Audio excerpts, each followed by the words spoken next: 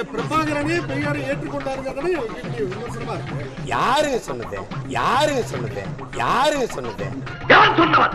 உங்க பாட்ட அங்க ஒருத்தர் இருக்கிறான், அவன் சொன்னான். காட்டவரை புறப்படி என்னோடு. Flashback. இதைத்தான் என் அண்ணன் என் தலைவன் என் இடத்திலே சொன்னார். எங்க ஊர்க்கா சொல்லு. இதைத்தான் என் அண்ணன் என் தலைவன் என் இடத்திலே சொன்னார். மர்க்கா சொல்லு. இதைத்தான் என் அண்ணன் என் தலைவன் என் இடத்திலே சொன்னார்.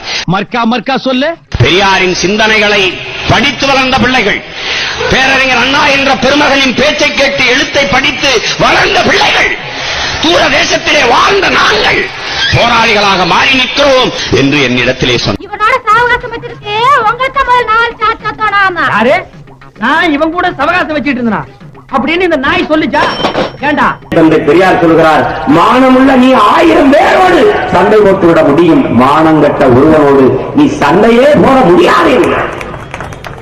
அப்படி மானங்கட்ட ஒருவர் யார் என்பது உங்களுக்கு தெரியும். அம்மா, நான் ஒரு பேமானிமா, நான் ஒரு புறம்போக்குமா, நான் ஒரு சோமாரி, அம்மா நான் ஒரு கேப் மாறி, நான் ஒரு மொல்ல மாறி, ஐயோ நான் ஒரு தெல்ல மாறி, நான் ஒரு முடிச்சாவிக்கு, நான் தந்தையில போறீங்க. உண்மையை சொல்றவங்க தெய்வத்துக்கு சமம் சொல்லுவாங்க. இவங்க 2 பேரும் மாறி மாறி உண்மையை சொல்றாங்க.